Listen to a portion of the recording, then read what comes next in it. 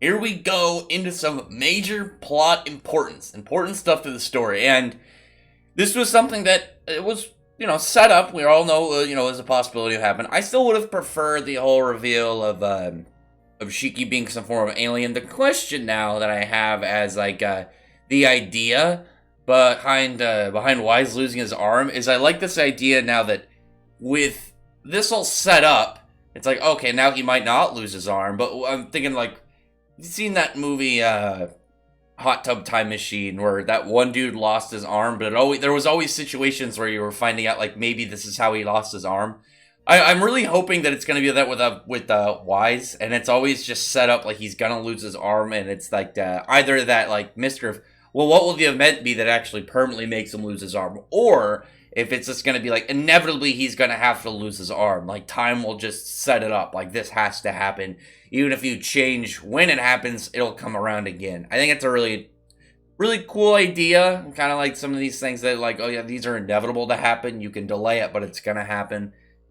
I'm hoping something like that occurs. Just I really like the idea of like time's influence always doing something like that. But as it were, the whole Leaper stuff, we already know what's set up, and I haven't looked at a lot of the comments, but it don't surprise me. I saw a little bit in my comments in the last review, and it's going to be surprised if I see it in this one.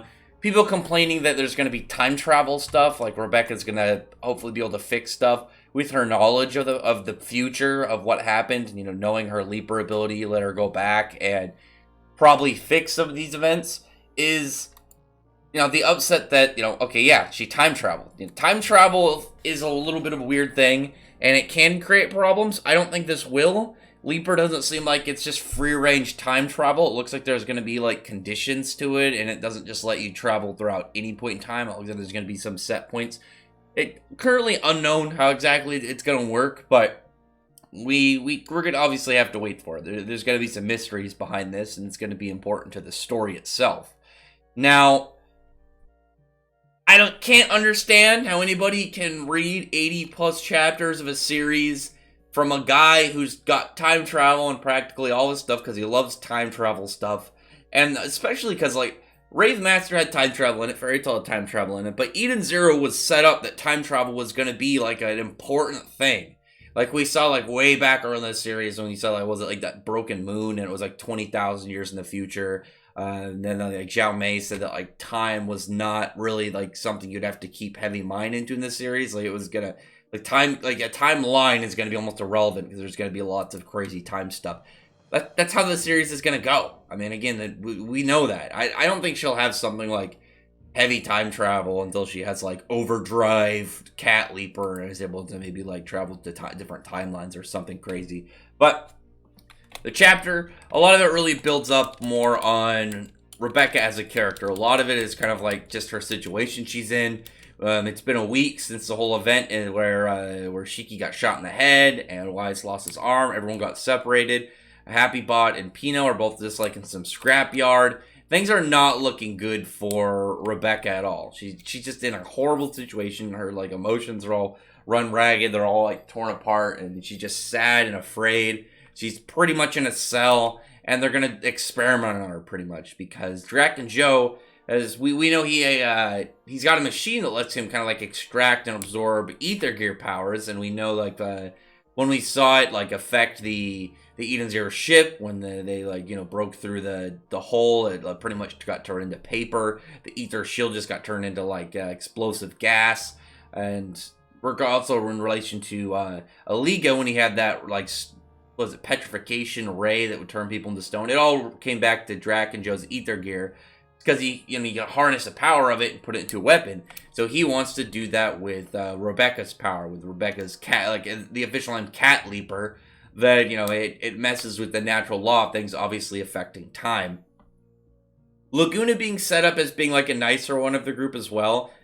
I can see him joining the Eden Zero crew. He didn't seem to really like all the aggressive like mutilation of things, maybe like a bloodier kind of, much bloodier like way of setup and like aggressive style. I'm wondering if Leaper is gonna be a time travel thing or a timeline thing. Like, no, and I'm not reversing to go back to events. I'm jumping to a different timeline. Like I'm turning into I'm taking over the body of me in an alternate universe where something else happened, kind of like idea. Who knows? There's a lot of mystery behind that. The idea, though, that I can understand where some people could get upset is obviously with time travel, you can have a lot of things set up and then undo them with, like, stakes, where's the stakes and consequences? The thing is, you don't know how time travel works in this universe. One way that time travel can really fuck people up is if somebody goes back with the knowledge of what happens and they do something different, change the future, it can change it for the negative. It can make things worse. It can alter characters in ways they weren't supposed to be. We already know from that premonition of the future with Rebecca that Shiki did not seem very much like himself. He seemed a lot colder. He seemed a lot kind of more distant and not really like caring over others around him as much. What was it like with Happy Body? Then he was like, he's dead. Who cares? It's like, damn, it doesn't seem like the Shiki we know. Maybe in that timeline he's a little bit more, a little bit more hardened. But as it were, Rebecca's kind of like talking to Laguna. He's just like, listen, we're going to get your power from you. You don't really kind of go against Drac and Joe. It's just how it is. Your friend made it seem too soft. He didn't really respect Drac and Joe's authority and stuff. So, he was going to end up getting killed. That's just how it is. But you need to go and take a shower. You haven't showered in a whole week. You've just been sitting like a somber sadness in here. There's no cameras in the bathroom, so go do your thing. And Laguna, I can see Laguna and Jin both kind of joining up. Jin's is going to, we don't know Jin's backstory yet. We don't really know anything about his origin, his tale, but we'll hopefully get it soon. We already got lay out that he also was not, he didn't like the brutality and the viciousness that Laguna also didn't want to partake in. But while they're kind of thinking about it, they're like, okay, what exactly is going on with her power? She's like, can't you just take my power now? She's like, no. It's not fully ready yet. It hasn't fully awakened. We need the full power you have in order to extract it. Otherwise, we're just getting, the super speed portion and not like the time manipulating portion. And from that, Drac and Joe really wants said power because he thinks it's something he should have. It's very it's like forbidden. It's very powerful. It's just very mysterious. He's like, yeah, I'll harness that. It'll be for me. And that's gonna go badly for him. He didn't keep a close enough kind of tabs on her because while she's showering and she's like thinking back about like all her friends, everything she's lost, how sad she is, her power starts to kind of just like pull up and awaken itself.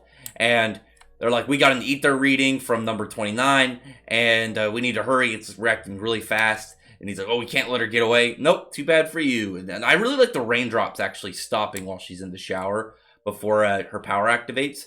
And when she's talking about, she's saying she feels heavy, and it looks like she's being pulled down. I kind of just have this idea of it like, obviously it's not like you're flying or anything from time travel, but like the idea that she's getting pulled down, like in the, below her, and that's like that idea of, going further back in time, just down. Just like the idea of it's just really neat. And she's saying like, oh, what is this feeling? Like, it's getting heavier, it's gravity. So maybe the gravity aspect of Shiki's power, when he said he's got his power can benefit unlocking the power of Cat. He was talking about Cat Leaper and how the weight was gonna, push down her power enough would be what travels her back in time. And what it'll be to really help them is like the combination of Shiki's gravity ether gear and Rebecca's time like Cat Leaper ether gear. They have to combine it to really get the full effect. It actually reminds me of when Sting, Rogue, and Kaga are all fighting against Larcade, and to help Sting go into the shadows, Kagura had to use her gravity to push him down into it. That's kind of like what I got the idea of, where Mishima's kind of basing this idea out of. Took that concept, but instead did it with time travel stuff, which is really cool. And when she said she was falling, she ends up waking up in that bed point and being awake, figuring out what's going on. And it's right before they step down on the Belial Goer, which is, I think it was chapter, I'm just looking right now. I think it was chapter 69. I think it was that chapter. Which means that I don't think she has free range time travel. I'm guessing that it's going to be more to a specific point.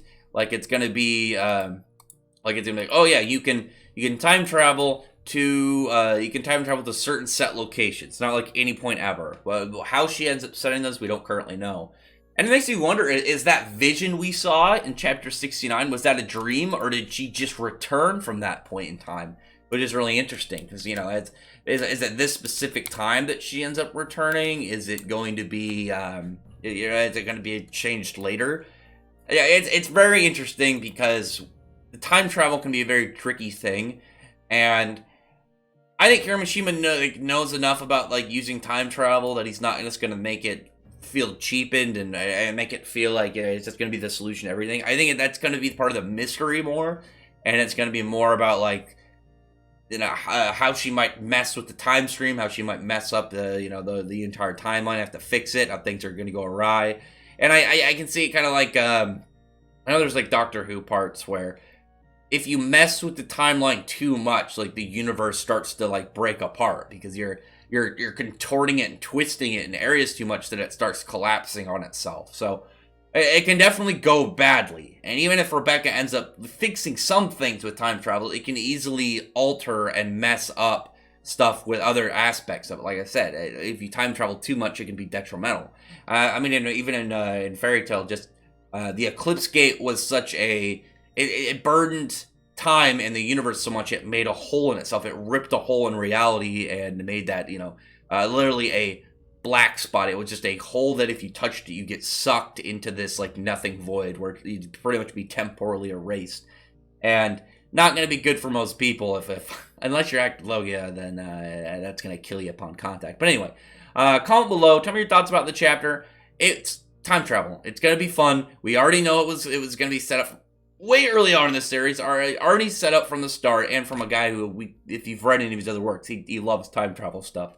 So, looking forward to seeing how this goes. I want to see what she changes, because like I said, this is right when they stepped down on the ship. Like, this was right when Shiki and all of them kind of got there. So maybe she'll get there and communicate, and be like, we got to fix things. And what'll be different is possibly, like, I'm hoping maybe it, like, gets right to where Rebecca got on her spacecraft and went and ran into Sylph. Maybe she'll, like, just kind of, maybe she'll end up like trying to take her ship down so she can't turn her into a absorb her into the wind, and then go and help Wise and all of them, and like actually be able to prevent those events from happening. Because if they can get the medicine to Wise and as Sylph especially, if they can prevent Sylph from getting there, they can easily change a lot of the situation. They just gotta help Wise and get the hell out of there. Not stick around. Don't try and fight Drac and Joe because he will beat them. He's too powerful for them at the moment.